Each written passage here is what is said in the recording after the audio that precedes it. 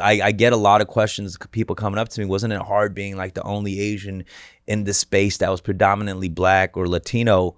I think it's actually a superpower. Like you stand out. It's an advantage. It's an advantage if you're good. Right.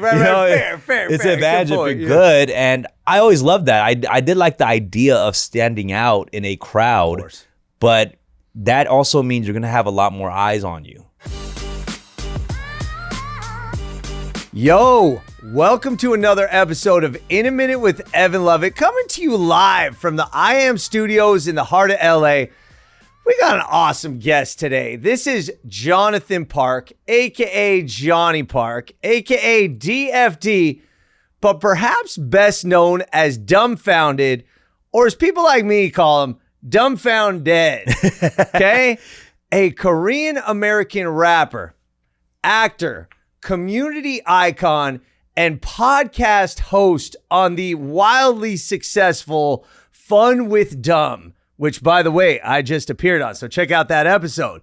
But first of all, Dumb, thank you for being here, man. I appreciate you coming to the studio. This is really something that I'm going to treasure. And first, I got to give a shout out to our sponsor, Culver City Toyota. Thank you to Culver City Toyota. They are not only great people, great dealership. Get the best deals on a used or pre-owned Toyota, Corolla, Camry, Tacoma, anything you want. Go see George. He's going to give you $500 dealer cash. Tell him LA in a Minute sent you. And first of all, Dumb, what do you want me to call you? Dumb is good. All right. That's my professional name, which is ironic. How do you feel being called dumb all the time? Let's start there. You know, I think when I got the name, it was supposed to be kind of ironic in a way where I felt like I was a smart aleck and I wanted people to underestimate my intelligence when it came to battles and freestyles, you know, because it's a silly name, you know, and then I just flip it on them. And then maybe they weren't surprised because I wasn't as smart as I thought I was. But I was witty. I was a witty young lad. Yeah. You know? Yeah. So that was my way of being witty with the name in itself, with the Dumbfounded. That's how I kind of flipped that word, you know? I'm going to come back to the perception of rapping because as many of you who have been watching and paying attention know, I actually used to fashion myself as a rapper. I know. Oh, nice. I know. Yeah. But tell me exactly how you got the name first. Because again, it's so unique, stands out. I was scoping through my emails, my communication back in 2010, 2011. My boy Conrad Magabo, Alpha Pub people, Roland Navarro. George Koo, my boy, they used to put me on to this dude. How did you get the name though?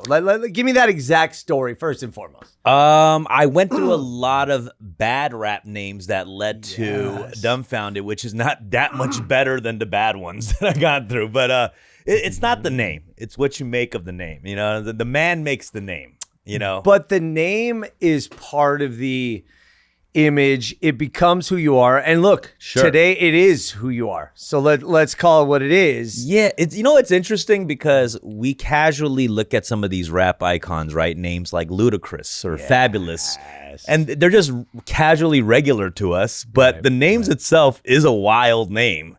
But somehow they've created classics and amazing songs that we don't have any problem calling them these names casually. From my time in the corporate world, I used to say, and people would talk about starting their own company, myself included, right? And you're like, what should the company name be? And it's such a big, important decision. Oh, this company name. But you look at Google, Twitter, now X, but Facebook even. There's silly names, but as you make it something dope, then it becomes something dope, right? True. So like Uber, we don't say we're calling a cab, we're Ubering it, you know? Uber's a good one. Now that becomes like the brand, the Kleenex, the Coke, etc. But again, not to harp on this too much, because I got to get into your origin story. And by the way, the Dumbfounded name. Okay. I had heard that you got it from a classmate. I did. You were a class clown.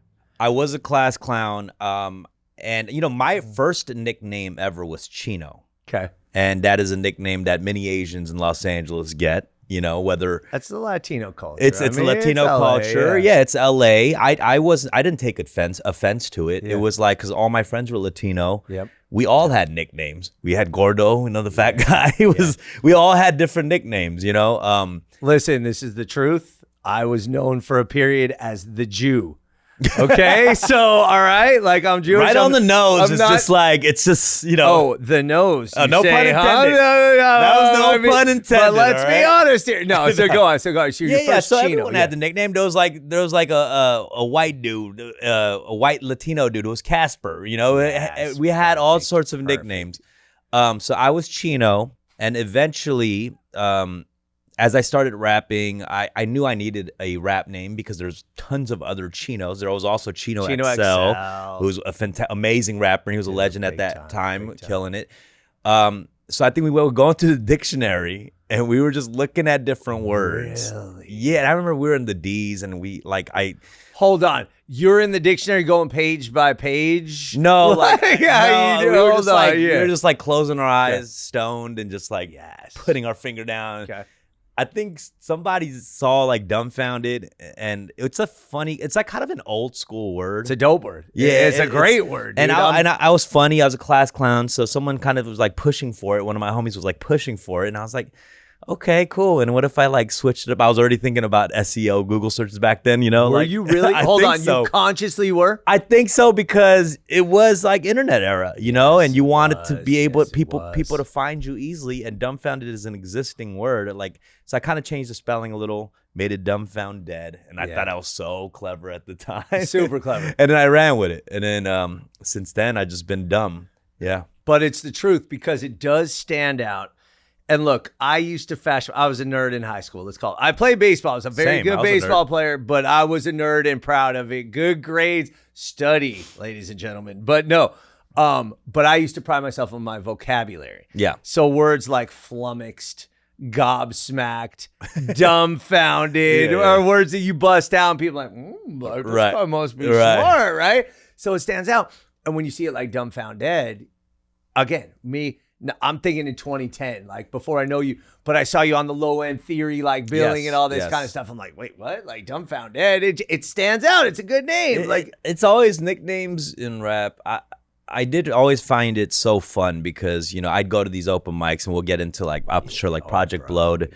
I'd go to Project Blowed, and I have a crew called the Swim Team, and we were 8 members, and all of us had these like mutant X-Men names. Okay. There was Psychosis, Open Mic Eagle, Verbs, Rogue, Lyraflip. And I just looked all around at all these kids that were my friends and amazing rappers and had different styles. And I looked at it like kind of like X-Men, the School for the Gifted, where everyone kind of brings their own style to it. And it was so fun to think about that we all had these nicknames that like really showed our individual styles, Man, again, jumping ahead, but you say fun. And like, I remember this era, at least for me, right? I was, not to age myself, but probably 10 years before you, freestyling in LA, going to ciphers, doing all these kind of things. And like, it was just a shitload of fun where there were no stakes except what was going on that night, right? Where you would jump into ciphers, jump into a battle, and it didn't matter unless you were, except for that battle that you had right in front of you against the guy that you're like, yo, I got that fool. You hear that one liner like da da da da da. Like, and that was really what it was about, was a lot of fun and like the culture and like the hip hop community. And I got to bring this up because this is evident. Let's be honest here. You're a Korean American, right? There's MC Jin, legendary. Yes, that's the homie. Actually, so there's a definite Asian American hip hop presence. All right, a lot of it is the turntablists, the producers, behind the scenes. You do not see a lot of rappers, right? I will say the element of hip hop with MCing was kind of we were the last to the party for that. Because, like you just said, there were Filipinos in the DJ culture and breakdancing culture, even graffiti artists. Oh, the elements, yeah. I think rap-wise, it was kind of the last of where you saw a lot of Asians in, What do you attribute that to, first of all? I think the Asian culture is a little bit more reserved. Yeah. We're not in front of the camera hamming it up a lot of times. And I'm not saying that's true. In history, there are amazing entertainers, I'm sure, in the homeland and all of that. But Philip On, by the way, shout out Korean American, Los Angeles. I want to say first to get a Hollywood star, but it might be first to win an Oscar, first Korean American. I'm not sure. Really? But I know he's from LA. You'd know better than I would. Okay, so go on. I'm gonna clear that up. But yeah, go on. And I think in music in particular, there was not much of an Asian American presence. Even there, at least there was a few sprinkled into Hollywood, like early people, Margaret Cho's and stuff like that. But for some reason in music, there wasn't an Asian American presence, I feel. Only in the last 5 to 8 years we see that, you know. But especially at the time when I was coming up, there were not many Asian American rappers. There might have been like the Mountain Brothers from Philly. There was MC Jin, who was doing the 106 in Park, who was definitely a pioneer, a trailblazer. And I guess a young me coming up at the time in Los Angeles, you know. So, and shout out to all the Asian peers of mine that were doing it at the time too, because I have an East Coast homie named Lyrics, who's part of my podcast, who's doing his thing. But that's when I was battling. Project Blowed honed my skills. Oh, we're gonna get into that. Trust me. Oh yeah, and it was it built up a lot of thick skin because that place is known for battling and being savage for sure. Dude, okay. So what I want to do first before we get into hip hop, because that's going to be a big feature of this, because that's very important to me, important to LA culture. But your origin story is ridiculously unique. Okay. This man right here is the son of Argentinian immigrants that are Korean. However, Korean Argentinian immigrants that crossed the border in Mexico. Yes. Correct? Mexican-U.S. border. I want to back up and talk about that because there's so many elements going on right there. First of all, how did your Korean parents get to Argentina? Why did they settle there? And then why did they want to come to the United States? And what was that story?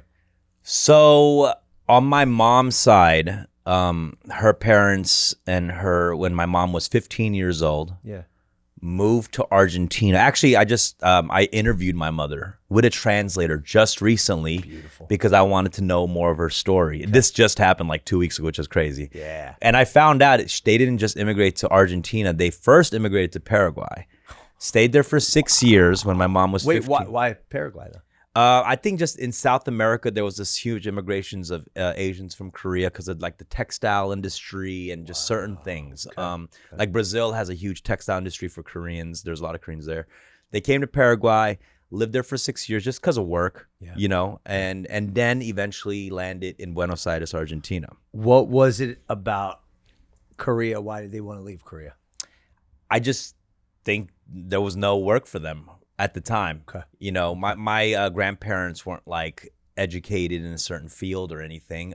So they were just looking for opportunities. Wow. I think there was some Koreans back in Paraguay that was like, yo, we got some stuff going on here. Come down. Yeah. They came down, had a little shop. Okay. And then ended up in Argentina. So my mom was growing up in Argentina with a small Korean community around them and also just Argentinians. And then my dad, in a separate account, like when he was in his 20s, just came down to Argentina, met some other Koreans, saw my mom. And hold on, he came down unrelated, like this? Unrelated, separately, yes. Come on, but probably for similar reasons, just for work and opportunities. Came down, met my mom, and they got married within like 3 months of meeting each other. Yeah, I love. And I think my dad was already getting into a lot of trouble. So like when he came to Argentina with his dad was saw that my dad met my mom, and my dad's father was like pushing for my mom to marry him because like he needs to straighten up. You seem great for him. Yeah, they married up. I mean, that relationship didn't end well, but I'm just saying like they got married within 3 months, and they lived in Argentina. Had me and my sister. Where in Argentina, by the way? Buenos Aires. All right. Yeah. Okay. So had me and my sister, and when I was 3 years old. Who's older? I'm older. Okay. When I was 3 years old and my sister was 1, my dad went ahead to Los Angeles on his own to kind of find work and settle in there. Why Los Angeles? I guess they're just figuring out like, oh, things aren't working for us here. Let's try the next spot and the next spot. Wow. And LA has the biggest community of Koreans after Korea. Absolutely. Huge Korean community. So he comes to LA, settles in, works in downtown, the wholesale fashion district kind of world, because there's a lot of Koreans who own business there. Yeah. We hear also like, the success of like the Forever 21 family. Like I went to church with that family back in the day when we were younger. Highland Park, by the way. First Forever 21 was Fashion 21 in Highland Park. So a lot of Koreans were in that business of wholesale. And my father went into that business in downtown. And after that, he sent some money back for my mom to come in because we didn't have any documents. We're undocumented. And to hire coyotes in Mexico to sneak us through the Mexican border. Wow. And it was a 10-day trip of her holding me as a 3-year-old, my sister as a 1-year-old, through the Mexican border. And we actually landed in Texas. I just found that out too. It wasn't through California. Really? We came in through Texas. Do you know where in Texas? I don't know the details of that. Okay, that's still great though. But it was a crazy story because my mom started going into details. She told me there was other families from Colombia too, and Mexico. It was really mixed. Do you know how they got there, by the way? How they got to Mexico? I Because I know you weren't crossing the Darien Gap. Like, No, I don't know the details of that. She just told me it was a 10-day trip, multiple families. She was one of, I think, probably the only Korean family. And she said, I was a good kid. My sister was crying the whole way. But 1-year-old, bro. Yeah. What are you going to expect? She was saying, she's telling this cool story where, like, when my sister was crying, I'd, like, grab, like, sand in the desert and make, like, a birthday cake out of it and pretend it was, like, a birthday cake, giving it to my sister. It was, like, really sweet. I was like... So I was a good kid, apparently, and then good-hearted guy, good-hearted guy right here. Let me tell you. So my for real. sister, so my mom is a G for that.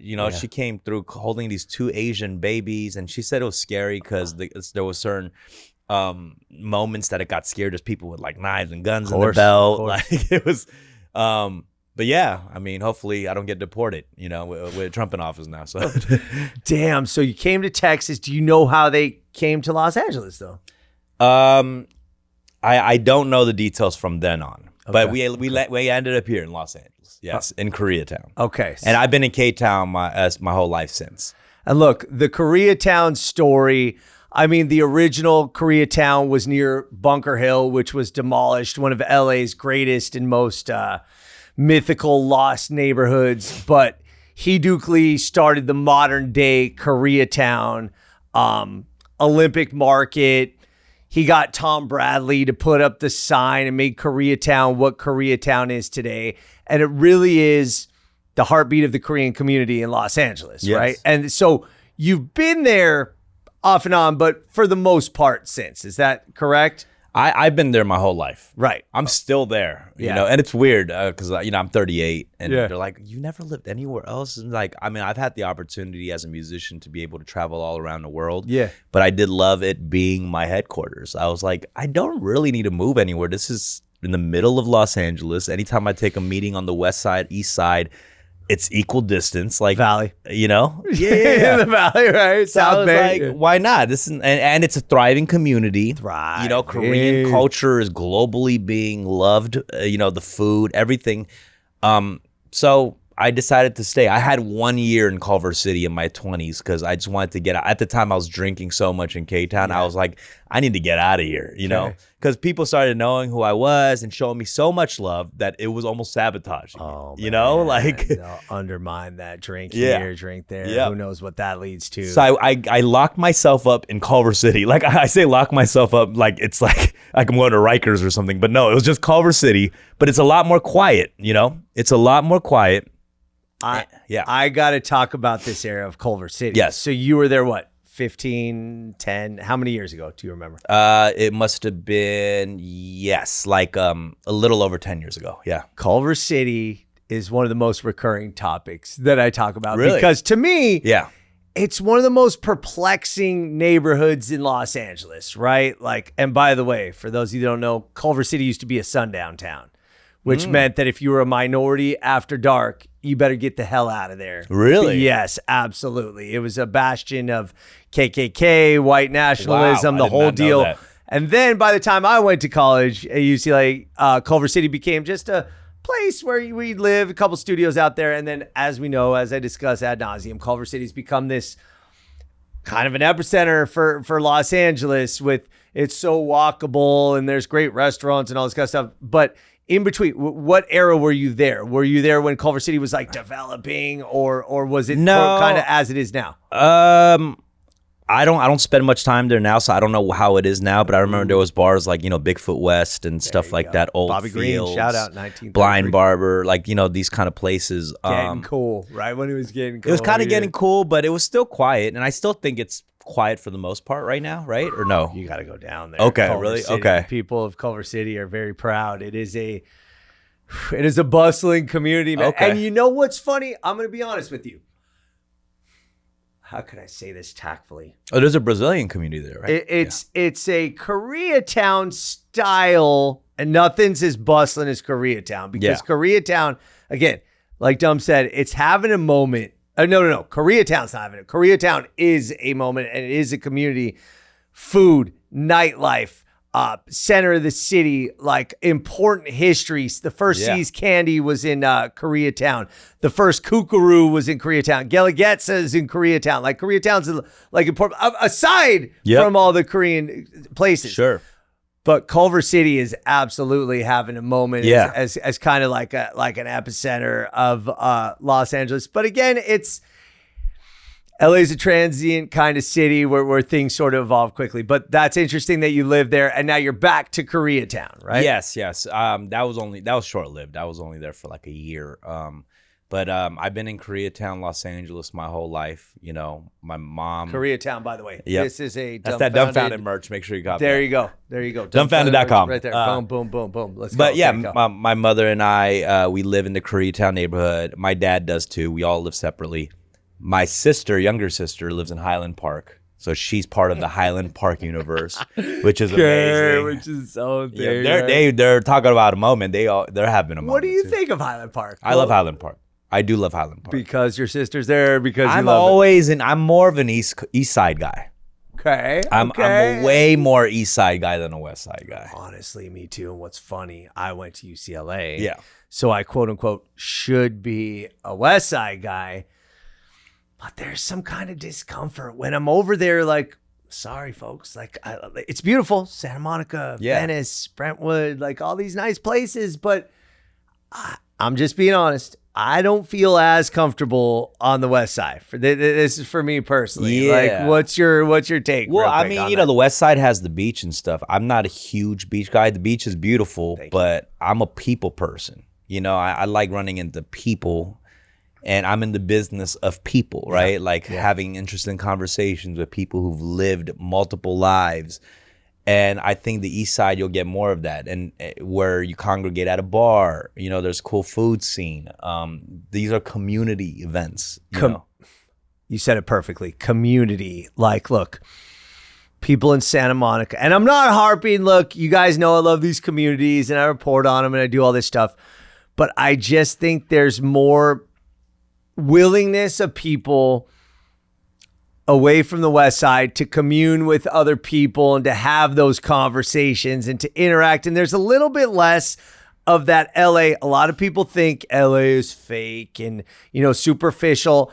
And I think a lot of that comes from that west side culture. I'm just being honest. I think that when people say that's kind of a little bit of the ethos there is, what are you doing?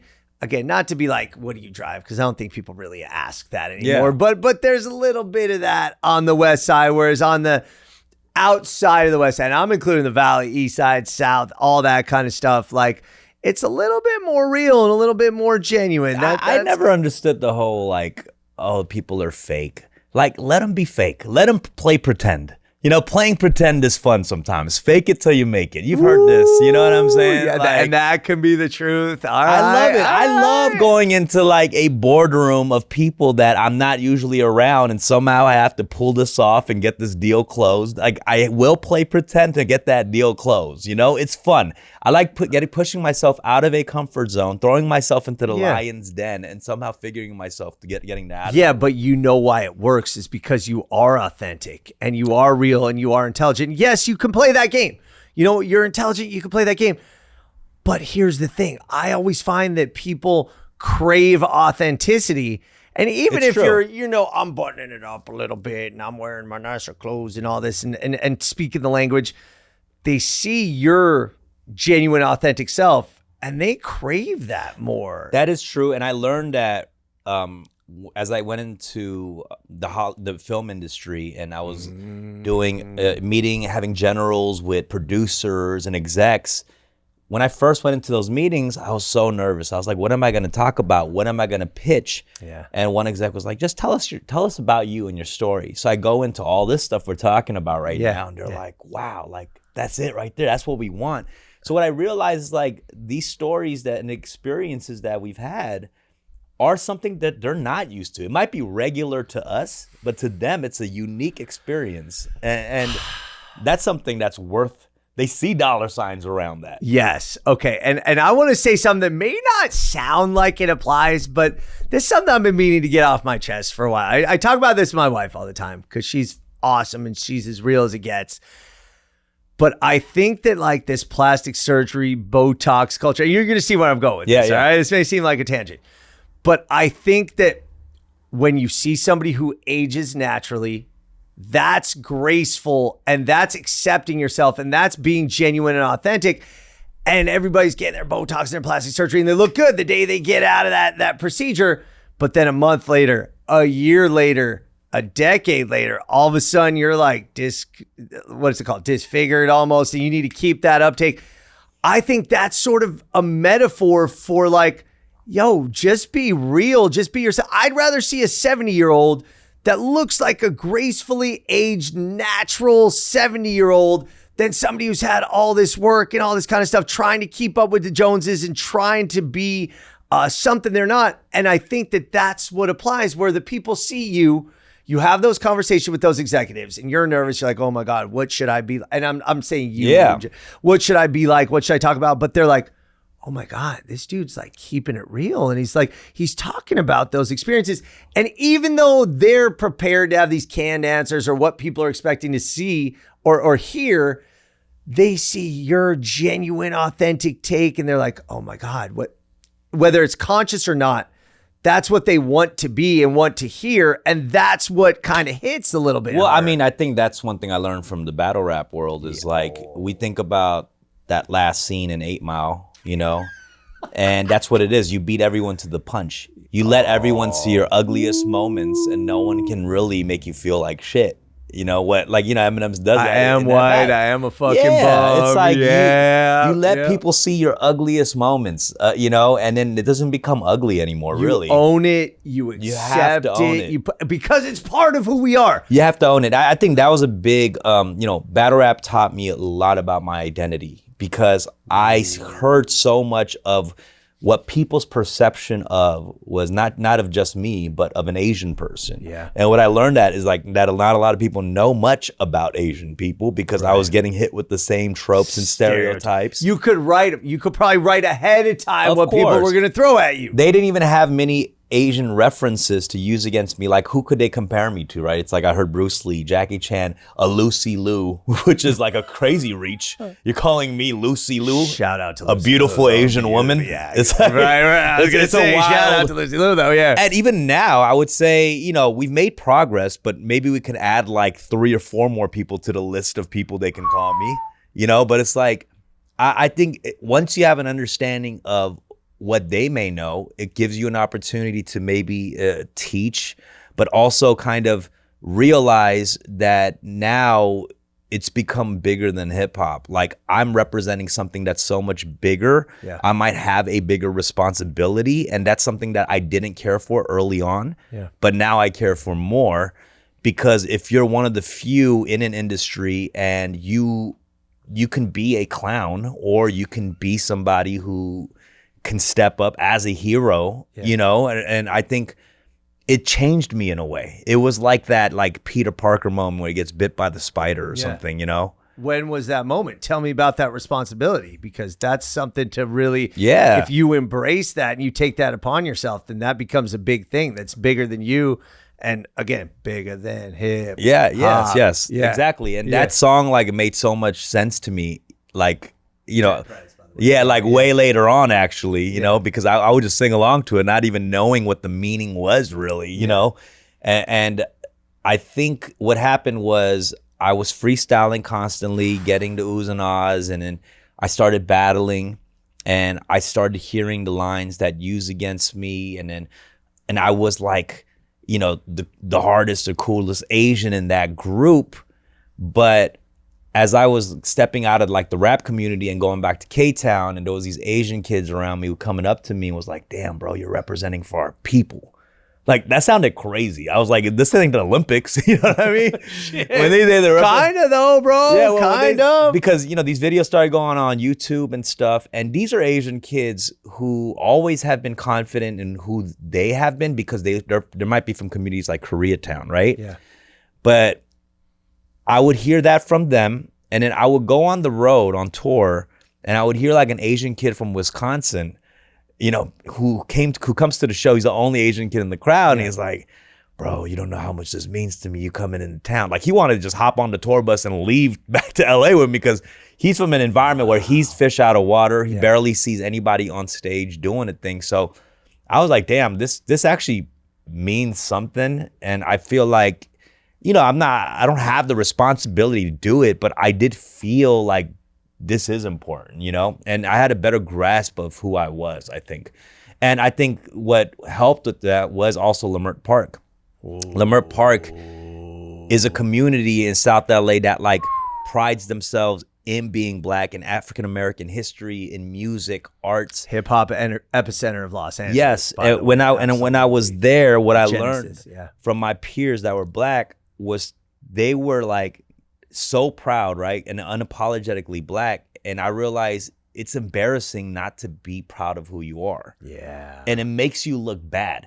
Like, I can kiss ass to any race, hang out with them, and try to be a part of that. Correct. But what they taught me was like, no, it's like, you got to be proud of who you are, because no one's going to respect anybody who's not proud of who you are. Dude, own it. This is the lesson I tried to instill in my 11-year-old son, by the way. It's like, whatever you are, whatever you like, whatever you do, just own it and be it, because that's the most important. It's like the confidence that comes from within you, and not portraying that, but really living that is what people are going to respond to. Again, it goes back to genuine and authentic. And look, in this era of like, listen, the internet's terrible, social media is terrible, and does bad things to people. I think that one thing it does is it forces you to tear down those walls that you put up, because if you don't, you're gonna get sniped hard, right? Like you have to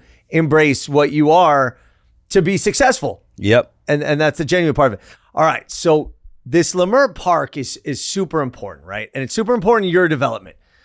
But as far as like LA hip hop, there's nothing that's more like core to lay the foundation of what became the hip hop in Los Angeles. How did you get involved in that scene, and what does it mean to you? Project Blowed, AC Alone, Freestyle Fellowship, all these legends. And by the way, shout out Christmas in LA by the AC Alones on there, Medusa, 2Mex, all kinds of LA legends. Yeah. But how did you get involved in that scene, first of all? So I was just a young MC in Los Angeles, rapping in my high school to like house parties. John Marshall High School. I did go there for correct. Yeah, I did go there briefly. Correct. I dropped out, but I did go there. Alma mater includes Leonardo DiCaprio. Yes. Go on, yeah. And I was rapping at house parties, cafeteria, and feeling myself, arrogant young rapper. And I didn't know anything about the Los Angeles hip hop scene until some kid in like freshman year of high school. He's like, "Yo, there's this open mic in LA. It's historical.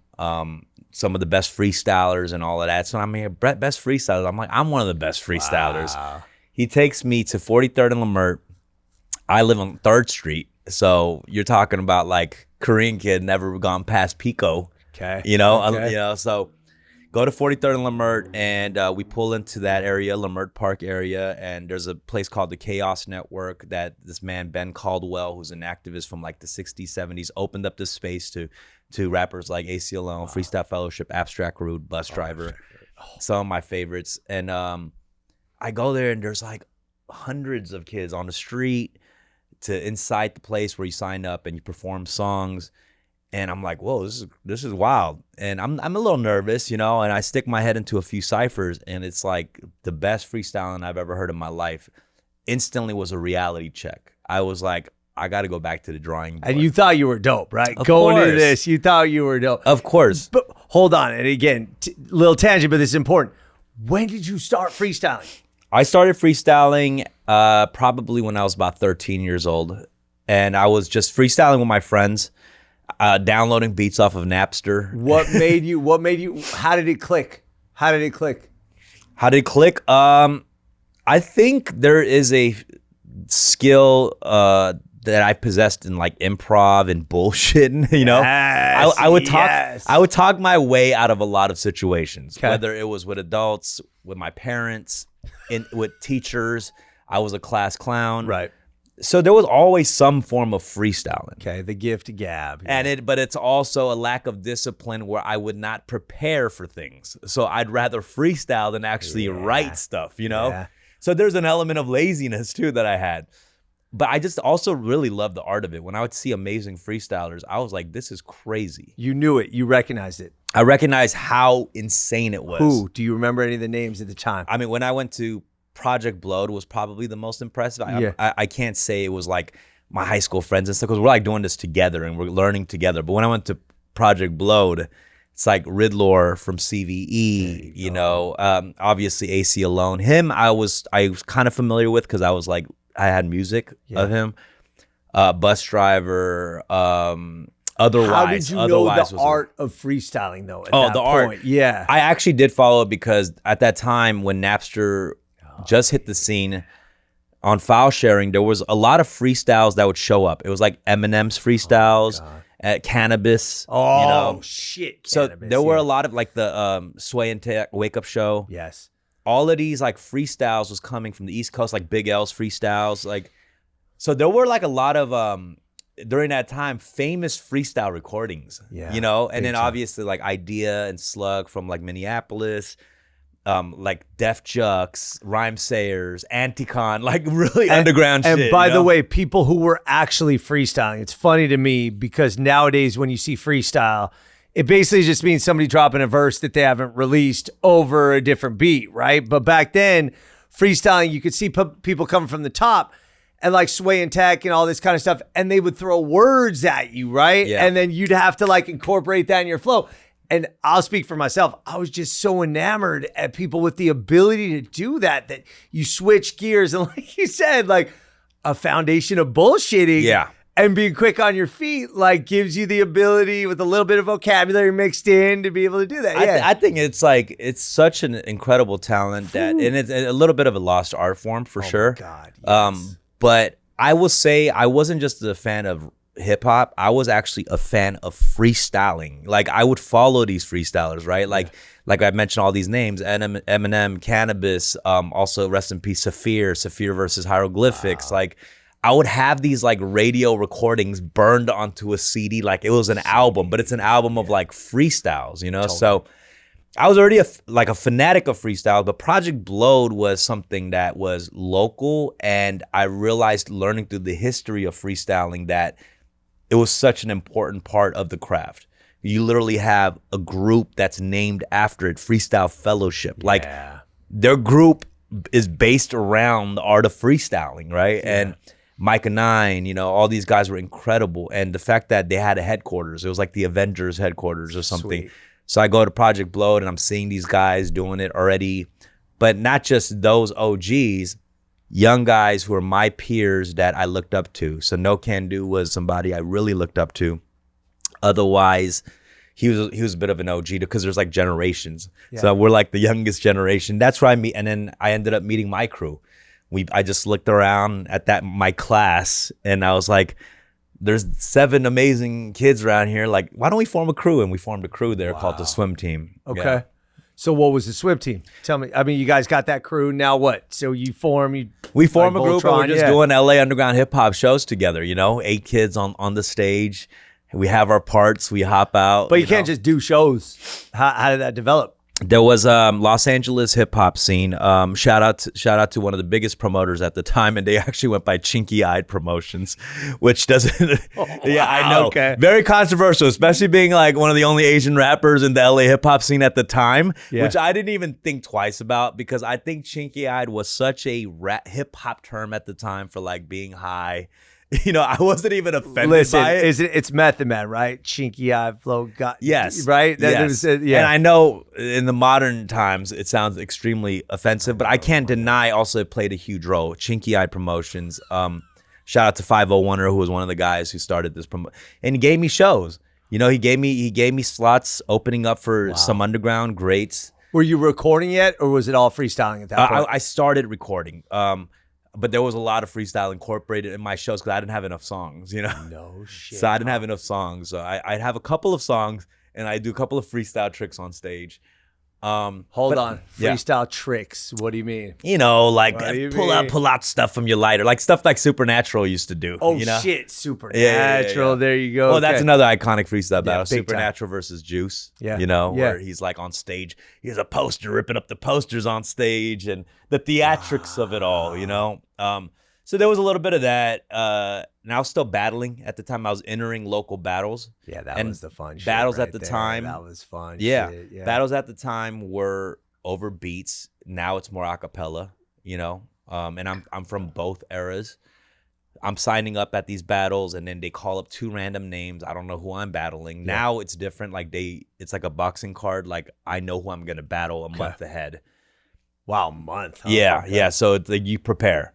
And it's actually way harder than freestyling because when 2 people actually prepare for each other, it can get pretty crazy. But doesn't it become not freestyle at that point? No, it's not freestyle. Something that I've always kind of fought with. It's not freestyle, but it requires incredible writing. And you have to... Freestyling is incredible at the time when you're on stage and when you witness it. But when you rewatch it, it's not as impressive. It's like really you have to be there kind of thing. Yeah. And you realize when you rewatch it, you're like, I just made fun of his shoes for like 30 seconds, and it's not as impressive.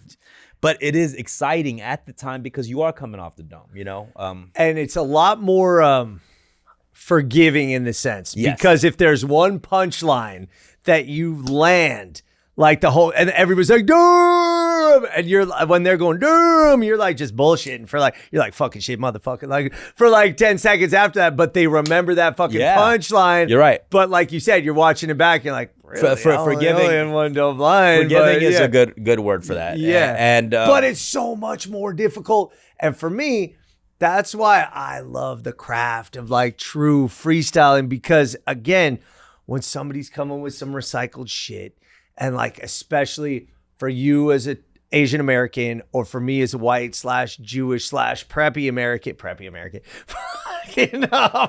like it's kind of easy to come up with those punchlines. You're like, all right, you're the 13th fucking person who said that this week. Like, who fucking cares? But if somebody's landing something off of what you said and twisting it in a different way, and then you're like, all right, I got to give that prop. Like, I'll never forget.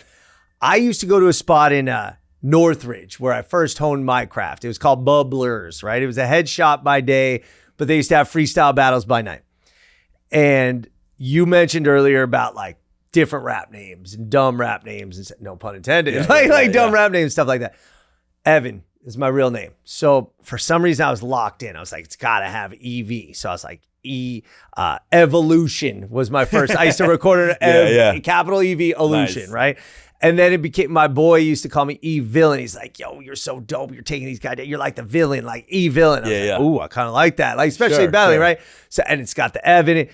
So then I became E-Vil, right? Like you shorten it. And then I'm an only child. So regrettably, I became Vil the only child. I'll never forget this to this day. There was this dude named Tic Tac at Bubblers, and he was like, Vil the only child sounds like you're a pedophile. And I was like, oh, fuck. Like, and he leads with that. And like that moment, you're like, oh, I'm fucking done. It doesn't matter when I come back. That doesn't make any sense, by the way, though. But dude, it doesn't make you sound like a pedophile because you're an only child. But it'll work in a freestyle. And in a freestyle, when you got the crowd there, there's fucking blood smoke going on, and everybody's like, no, like that. I mean, but that's what I got addicted to, that reaction, and I think I lacked a lot of that in my household. I was very attention seeking in my household, and my parents would not give me that attention. Wow. So I found it in these these places like Project Bloat and stuff. And I think it was because I grew up watching television in the 90s. I was a latchkey child. So I grew up on all these sitcoms. And when you watch sitcoms during that time, what do you hear? You hear laughing tracks in the crowd. Of course. So when somebody hit a funny joke, you hear a laughing track. I wanted that in real life. And I would not get that. Get the dopamine going. I would not get that in the house. Like I'd hop in front of the television while my dad was watching Tiger Woods or something and try to wear his blazer and do a Michael Jackson dance or something. And he'd throw a Adidas slide on my head, like get out of the way, So I was lucky where I was a little bit neglected in the household, which gave me a lot of freedom to roam the city. Yeah. You're talking about Project Bloat happening out on a school night, Thursday night. It starts at like 10 p.m. So think about being out during that time, coming home at like 2 or 3 on a Thursday school night. As a kid. So your parents were just like, that's cool, or that's what he does? Because they had a lot of their own problems happening in the household, so. Okay. Hold on. Going back to promoters and stuff like that. Yep. Tell me about Kublai Kwan and Jeet Kune Flo. Yeah, so Jeet Kune Flo, aka Jeet Kune Do. But tell me about that real quick. At the time, I looked for any open mic, any opportunity to get on the mic. Project Bloat is one night of the week. Yeah. It's Thursday. That's not enough to hone your skills. If you want to get good, you got to go everywhere. Were you with your boys? Were any of your boys freestyling too? You have to have these I have guys my that boys. You're going off of, right? At the time, but you were kicking their ass, right? Well, like I was like the main kind of rapper in my crew because everyone else were like kind of skaters, stoners. There were graffiti artists. But I would say I'm the main rapper. But we all freestyle together too. Okay. But I was looking for other places to rap because Project Bloat is one night out of the week. Yeah. So there was another place called Juice in MacArthur Park. That was more of like an inner city youth hip hop program. Okay. So I'm going to that. I'm going to Project Bloat. I went to this record store called Scratch in like the West Side. It was like close to Culver City. Yeah. And then I went to, and then Kublai Kwan was this like kind of funny character, this Asian American Los Angeles promoter who decided he was like, yo, I want to put together an open mic for Asian American kids, Asian American rappers, because a lot of Asian American kids are a little bit more shy. Like they won't step out of their comfort zone. And a lot of the kids around LA, they hung out with each other only. I wasn't one of those kids. I was like one of those kids who had like Latino friends, black friends. But there were a lot of Asian kids who hung out amongst themselves. So Kublai wanted to create a safe space for Asians to rap. Wow. Okay. So he started this place called Jeet Kune Flo, which was a play on Jeet Kune Do, Bruce Lee's martial arts form, right? Yeah. So every Sunday, he at Kiwa, which is the Korean Immigrant Workers Association, they had a headquarters. They helped out a lot of immigrant workers' rights and activist stuff. In a small room, they let us freestyle out of there. So we would do that all day. Was that in Koreatown, by the way? In Koreatown. Okay, right. It was right in Koreatown. And that was one of the 4 open mics I would go in a week. I was a freestyle addict at the time. And you would just kill it. I'm assuming, right? You would just kill it there, right? Because at that point, the competition wasn't as fierce, let's say, as it was at Project Bloat. Is that fair? I'm assuming. No, come on. Like Project Bloat was the best of the best. Yeah, okay. Jeet Kune Flo were like a lot of local Korean rappers, and there was some good ones too. And honestly, a place like that did help us after like being there for week after week. Yeah, it makes everyone get better. Of course, man. But I would say my style at the time, it was like I was very nerdy and witty, and there weren't a lot of Asian kids that were trying to be like me. They were trying to be harder. Yeah. They were trying to sound like Pac and shit, Of course. I was like, and all of a sudden you have this nerdy Asian kid who maybe is not, a lot of local Asian kids didn't necessarily like me because they didn't think I was the best representation. They wanted like a harder representation. Right. But my wit actually got me a lot of respect later down the line. But there was a time that local kids did not like me. Hold on. So when did you first know you were dope? Honestly. That is a really good question. I think it was when a lot of my battles started getting posted online. And I noticed that these battles were going viral. At the time, World Star Hip Hop was really big. Oh, wow. So all my battles would go on World Star Hip Hop. Okay. Who was putting those up? like nobody on our side. Somebody was putting them up though. Really? Yeah. Okay. And then in all my battles are getting millions of views. Like from the first one I do to the second one, then there were a lot of battle rappers that were putting videos up, but mines were really going viral. And I'm not attributing that all to me being dope, but it was also because it was a rare sighting of an Asian dude doing these battles. But you were dope. But by the way, go check those out. No, I think I was definitely Slash is witty, dope. Yeah. and I think I was different, and the wit was my big thing, right? Yeah. So that helped me a lot. And I always say this, I get a lot of questions, people coming up to me, wasn't it hard being like the only Asian in the space that was predominantly Black or Latino?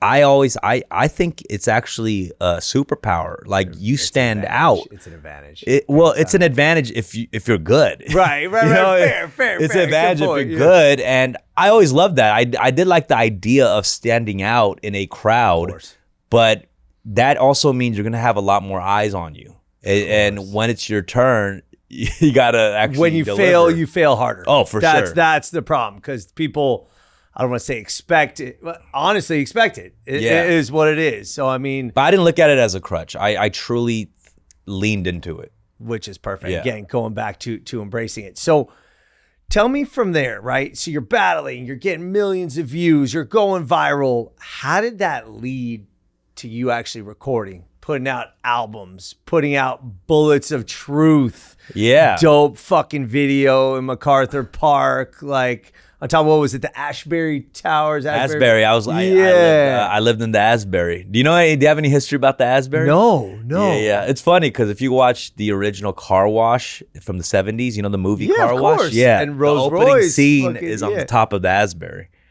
I noticed that recently. Yeah, I just saw that. I was like, wait a minute. I know this rooftop. That's actually dope. Yeah. I was living in MacArthur Park, and with my DJ.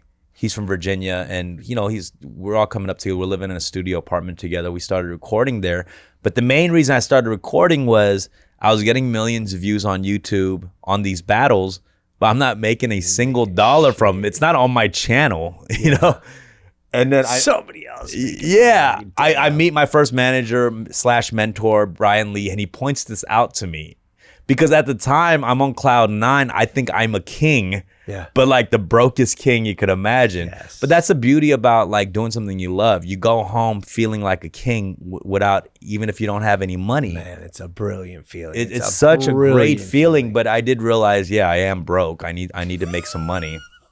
And he pointed that out, and he was like, you need to record, Like these battles are entertaining for like a few weeks, but like music is forever. Had you been writing, by the way? And yes, I was writing a little bit, but I didn't know how to put together tracks, a hooks, chorus, bridge, nothing. Okay. So I didn't know how to do none of that Go stuff. on.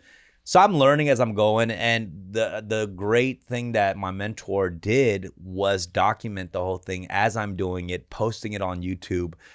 And it was embarrassing too, because I have very whack moments that's documented, that's uploaded. But what it did was like, I let my audience grow with me and see my progress. Yeah. At least they can see you just getting better throughout the whole process. Yeah. And I know everyone has a different approach. There's some artists that's mysterious for 4 or 5 years and put out an album every 5 years. Jay Electronica. Yeah, or like Kendrick or Frank Ocean, I definitely was an early adopter, I think, of like posting a lot. Nice. And it wasn't by choice. My mentor was like, this is what we should do. I think this is the future. And like, Good foresight. so we did that and built up my YouTube channel to what it is. And I was doing other content besides just rap videos. I was interviewing people.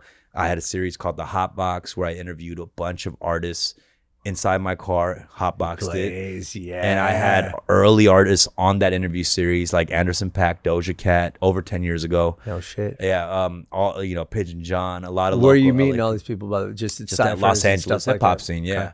Pac Div, like really early West Coast artists. Wow. Yeah. Thurs, YO, yeah.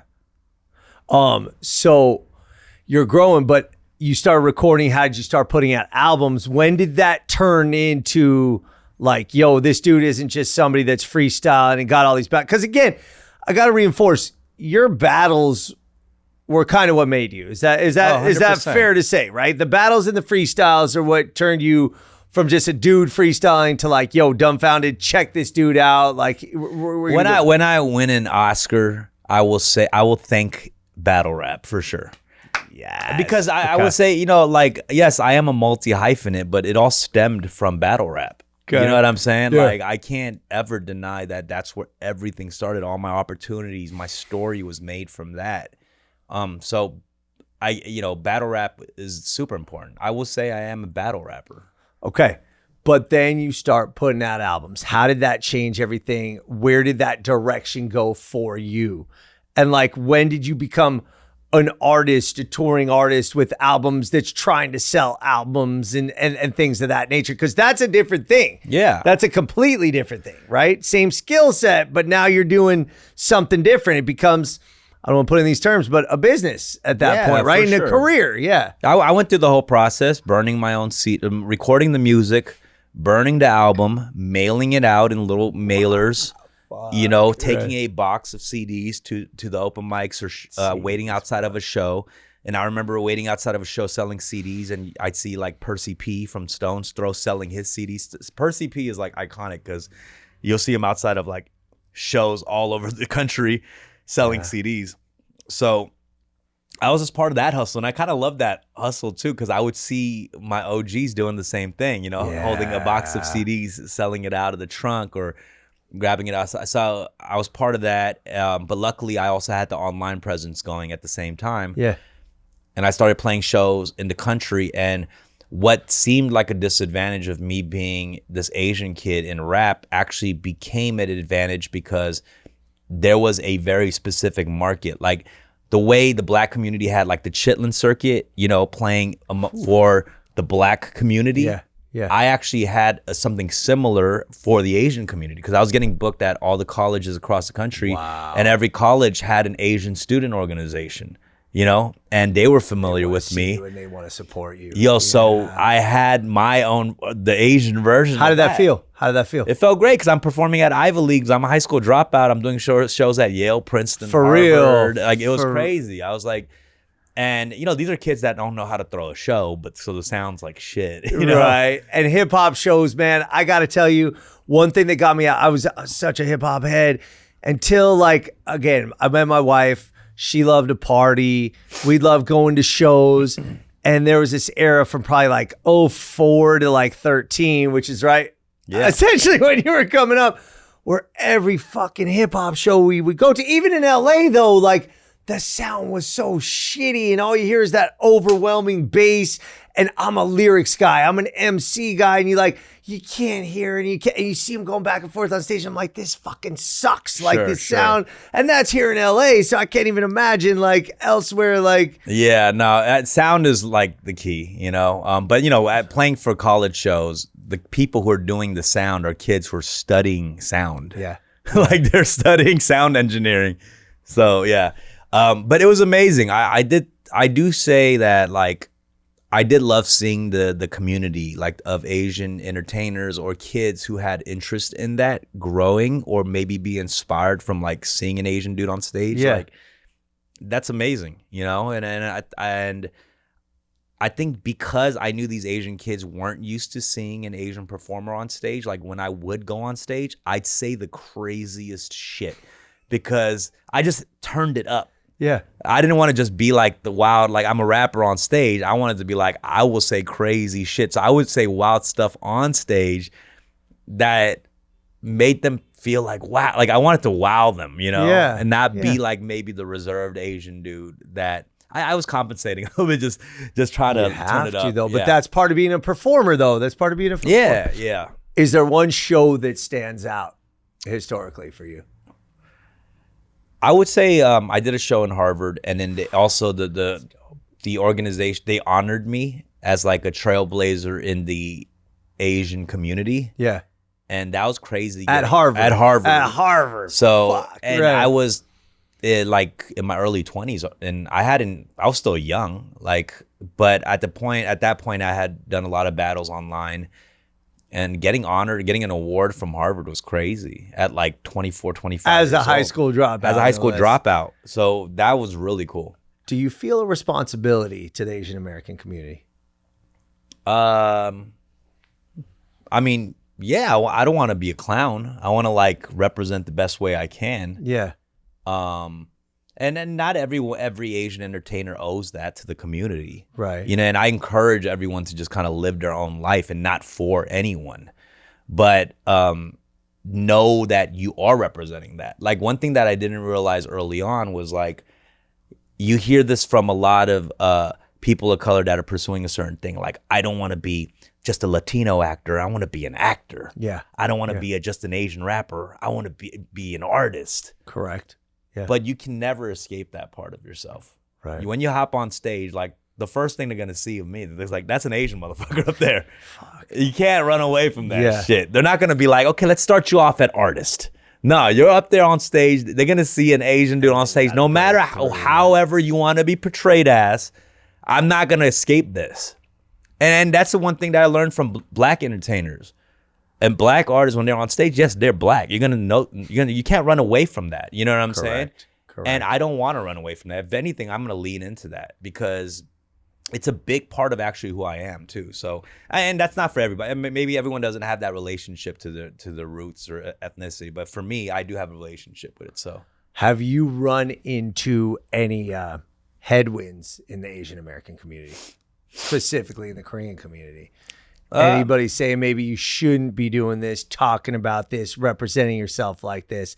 Not that you do anything that's shitty, frankly, because you are positive, you are intelligent, you come off positively. You can't please anybody nowadays. You know, like when Margaret Cho was doing comedy in the early 90s, she got a lot of backlash from the Korean community. Right. She was saying wild stuff about being gay and just drugs, you know. She got a lot of stuff from the Korean community. She was on Korean newspapers getting bashed, you know, but she was such a pioneer for doing all the stuff that like I'm on my podcast saying wild shit that she was doing in the early 90s. Wow. So she's a real OG for that. I think it's a little easier now because, like we said, we're not a monolith, right? There's all different types of Asians now. Yeah. Have I gotten backlash? Yes, I have gotten backlash. Yeah. Right. I've gotten backlash from a lot of people saying wild stuff. You know, I know you had some, I don't even want to bring this up, but you had a little bit of backlash. And this isn't even Asian American, but the Bruce Jenner line. Oh, yeah. I mean, I've had, I'm also I've done battle raps where I've said the F word and I've said the R word, you know. That shit should all be off Never said the N word, though. I'll tell you that. Never. But you know, during that time, yeah, like I've said a lot of offensive things because that's the nature of the sport. Rapping, bro. You got to offend people. It's the nature of the sport. And I've been called horrible things, of course, you know, like it's like I realize that's one thing I love about battle rap. It's like we all have something you can make fun of. Yeah, fuck yeah. We all have something you can make fun of. And that's why I don't believe in the thing. Even when I battle somebody and, you know, they call me all these Asian jokes and then Asian kids come up to me and be like, all they got is like Asian jokes on you. But the truth is I've said a bunch of stuff to that other person. Yeah. I've actually battled an Asian dude and said Asian shit to them. Wow. So it's like, there's always something, you know?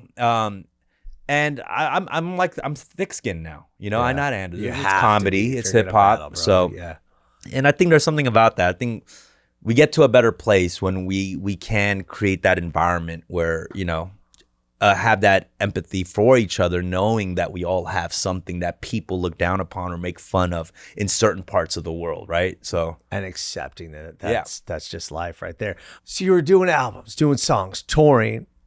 Your last full-length album was 2016. Yes. Last EP was 2018. Damn, that's crazy. That's a long time. That is a long time. Right? So, like, listen, to me, you're a rapper first and foremost. I know the pod is everything right now and, like, your acting career. But why'd you kind of stop putting out recorded releases? To be honest. And I know you've done guest appearances. I know you got some guest shit. Go. And at some point, I'll make music again. But I did have to make a tough decision about putting my energy and focus into other things I wanted to do. Yeah. You know, rap isn't a side gig. Like if you're going to really do it, you got to go in on it. Anything, by the way. Anything. Yeah. And I had interest in acting. I had interest in directing, writing. Wow, directing. And those things people dedicate their whole life to, of course. Know? So I made the decision to be like, I'm not even going to do this on the side. I'm going to just like tuck it away for right now. Wow. And I'm going to get better as an actor. I'm gonna write, and it was my first writer's room, for Beef on Netflix. I was in movies this past year. Once I focused my energy on actually doing this, things actually started to happen. So it works, putting the energy into those things work. But it was such a tough decision to be like, I'm not going to be a rapper right now. And it might be a few years of not doing this. Wow. But also I do feel like I was getting to an age where it becomes a little bit harder to say reckless shit on the mic. Dude. On a rap level. I always say this. Rap is an absolute young man's game. All right? Like, first of all, it's a cannibalistic endeavor just by nature, like battling, whether it's turntable, breaking, rapping. Like, the nature of hip hop is battling, right? So, you uplift the culture, you support each other, but there's always that competitive nature, right? That's young man testosterone. Well, and that's not to take away from rappers that are older, right? You had like Freddie Gibbs, Danny Brown, like a lot of OGs, Alchemist, all these people still like rap and produce. But I do feel like when I started at a very young age and I had that youthful energy and things I wanted to say, it like that energy is kind of what I loved about rap. So it's a little bit harder to transfer that and be like, as I'm nearing my 40s, and I have to think a little bit more about what I'm going to say. And that might take a little more time. It's not just going to be like, let me just say the wildest shit that I can. I did a voice on a Disney movie. I can't just like, I'm not going to go crazy on a thing. No, you can't. Now you're more accountable. Yeah. And I want to be a little bit more, I want to think things through. This isn't just like freestyle dumb anymore. This is like, let me spend a year on this thing, like, or a couple of years, like thinking about what I really want to put into this world, But you got a lot to say, and like your track "Safe" from 2016 with the video, which was like your face. And correct me if I'm saying this incorrectly, but like you're basically talking about how there's not a lot of Asian American representation in Hollywood. Yeah, that was early at that time too, because that was when like the Oscar So White controversy was happening, the hashtag Oscar So White.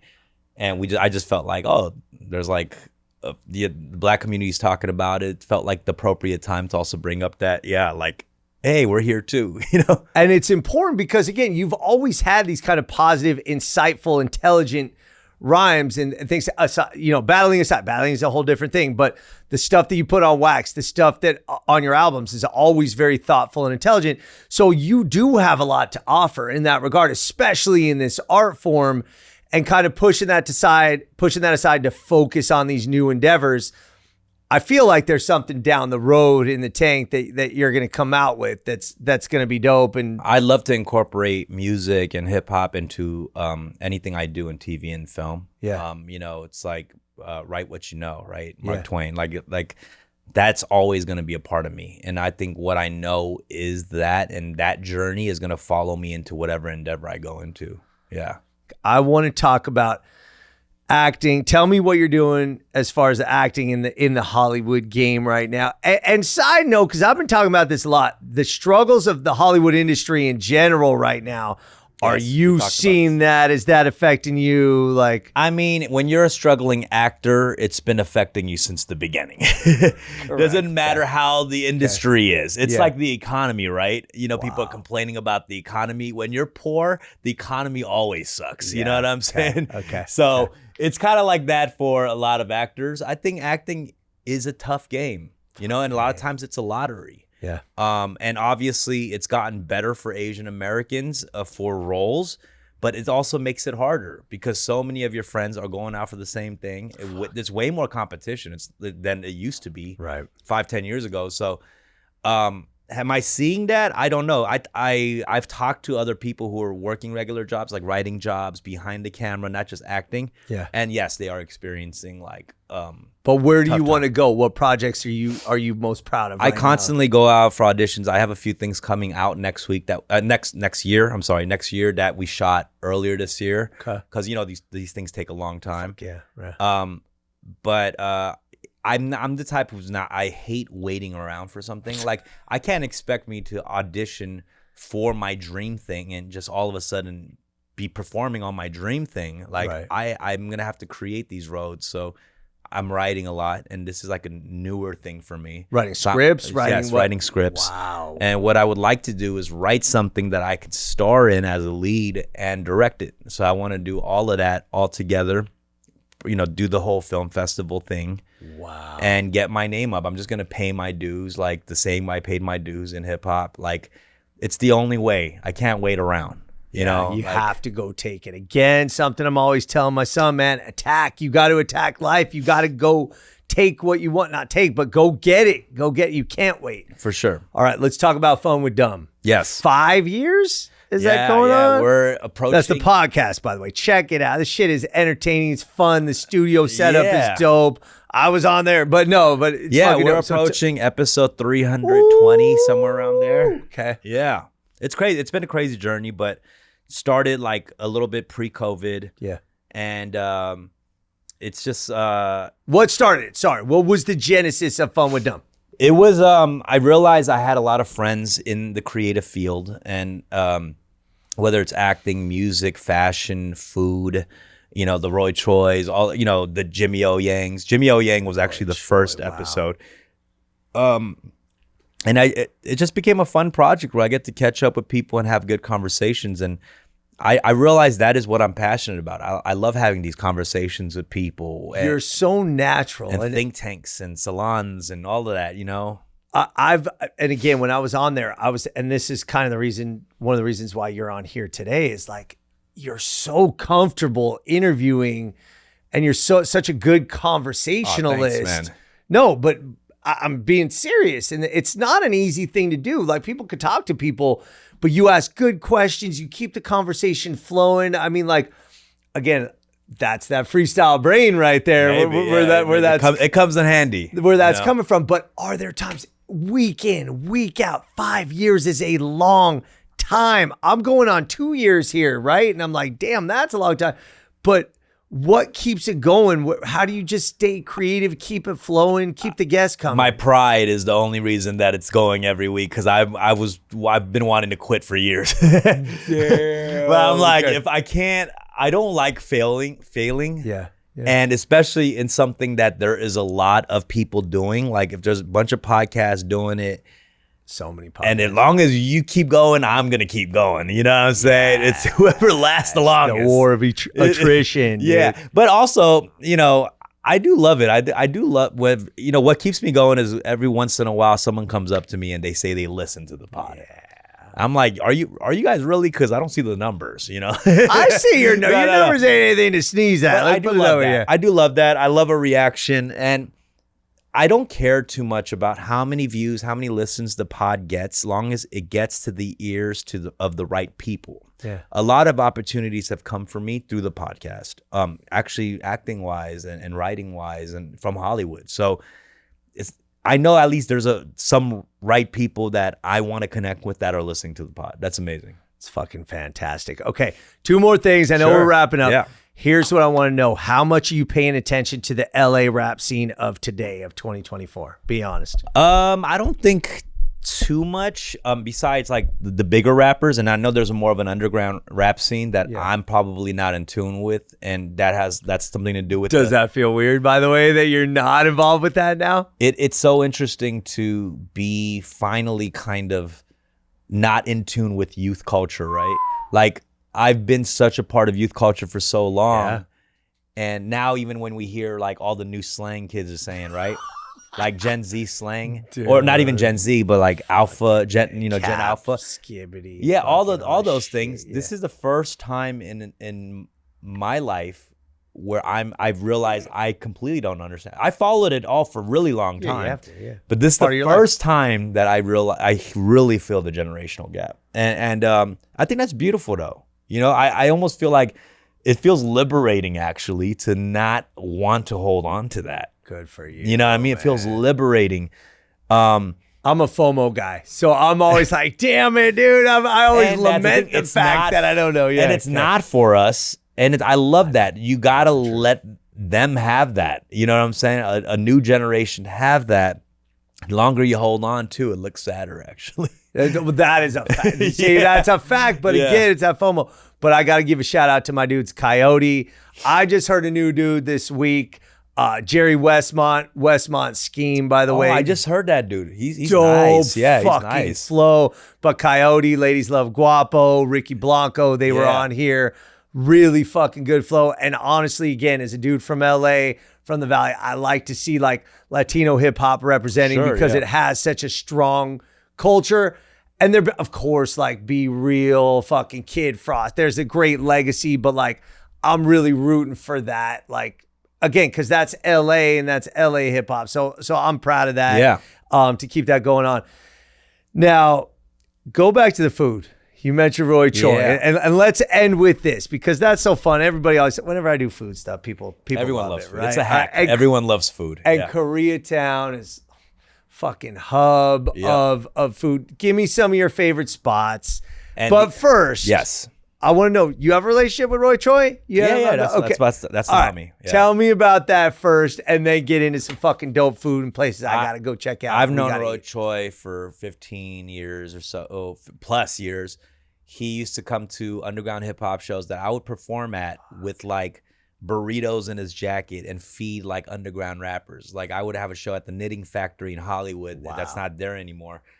Come backstage, open up his jacket. He just has burritos and just give us like starving rappers like burritos. So he was very supportive from early on. He's the homie. He's the big bro. Yeah.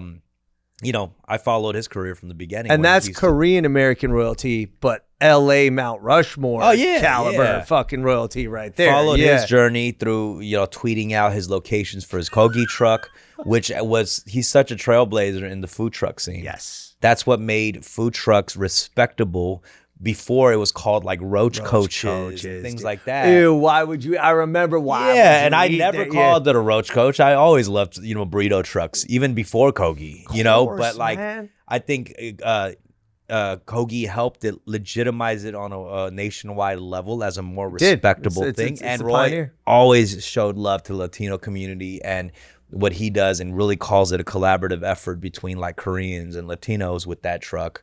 And he has his new one now. Por la Vida? Yes, Por la Vida. Yeah, there you go. Which I haven't tried yet. But and I love that about it. That's why me and Roy are like brothers. Like we have such a love for Los Angeles, but also Latinos in Los Angeles. You have to. It's a Mexican city, man. We made us two. We might be some of the most like Latino Koreans in the city. So that's all right. What are your favorite spots to eat at in Koreatown, and then outside of Koreatown? In Koreatown, I'm gonna give you the deep cuts because these are hard to pronounce. Yes. Seongbukdong is a restaurant that I love. Cheonju Hanilkwan. That's one restaurant. Yeah, it's a hard name. You're not fucking around. I'm not even gonna fucking front. If you follow it phonetically, you will find these two spots. Liga is one I like in recent times. Leega. Okay. These are all Korean spots that have multiple Korean dishes, not just Korean barbecue, because that's like a separate thing. Yeah. These are traditional Korean dishes that are all delicious. Yeah. Those are some of my three favorites right now. Oh, and Jinsol, Jinsol. That's one of my favorite spots. Those four, I think you can't go wrong with. See, I started with Genoa, which I know is like a starter pack. I know, but dude, white guy from the Valley. All right. We still gotta do dinner. Thank you. I'm following up on that, bro. Yep. And then Soup Bull Jeep. Yeah, fucking shout out. But I want to know some of these spots, and I want to go to some of these spots. And then last thing, what we always end on In a Minute with Evan Lovett. One thing to do in LA this week, outside of Koreatown. Yes. You got a weekend, a day, a night, a date, whatever your thing is. Where are you going in LA? What do you want to do? It could be my favorite neighborhood, my favorite place to eat, my favorite place to hang out. I go to different neighborhoods for different things. Like Larchmont, I go for the sandwich at Larchmont Wine and Cheese. That's one of my favorite sandwiches in Los Angeles because it's a simple sandwich. I don't like extras. Yeah. You know what I'm saying? If I go for like tacos, it might be like Highland Park or I still have local Koreatown spots that not a lot of people know about, but I just grew up on it, so I have a special connection to it. Like Mariela's is a place that I love. Oh, damn, it's hard to say. Like if I went on a date, like my newer spots that I love, I like Safi's. Really? I love Safi's. Good spot. East Hollywood. Yeah. And it's from the Bestia Bavel people. Yeah. But Safi's is probably one of my favorite spots right now. Wow, that's legit. Oh, and my boy Anderson Paak's new spot called Andy's in West Hollywood. He just opened up a new spot with the Houston brothers. And it has live music. The Houston brothers, meaning like from Houston? No, what are the Houston brothers? They're two twin brothers, Jonnie and Mark Houston. And they started Break Room 86, Kiss Kiss Bang Bang, a lot of the hot No Vacancy. These guys own some of the best spots in Los Angeles. Okay. And they opened up a spot in West Hollywood right next to the iconic Troubadour and Dan Tana's. Right in between Dan Tana's and Troubadour, Anderson Paak opens up a new spot. It's called Andy's. It's in West Hollywood, and it's probably the hottest spot right now. Wow. Yes. Dude, I was just at Dan Tana's last week for the first time in ages, and I was very impressed just with how well it's aged and like how cool it's one of those old LA spots like Frank and Musso's, So I used to always tell everybody Musso and Frank is my classic Musso and LA Frank, restaurant. But I don't want to get my LA card revoked. I think Dan Tana's though, now I'm like, I think that's my number one classic Really? Okay. of classic LA restaurant. And Troubadour I still haven't done a story on, but I have to. Dude, we could talk all day. Fucking Jonnie Park, Dumbfounded, Dumbfounded, whatever you want to call him. You find him right here on In a Minute with Evan Lovett. But where are we going to find you? Give me all the promo, everything you need to know right now. Check out my podcast, Fun with Dumb. We post clips every day from the episode of that week. And the clips are enjoyable. Some people only watch the clips, which is fine. But we have episodes coming out every Wednesday morning. Yeah.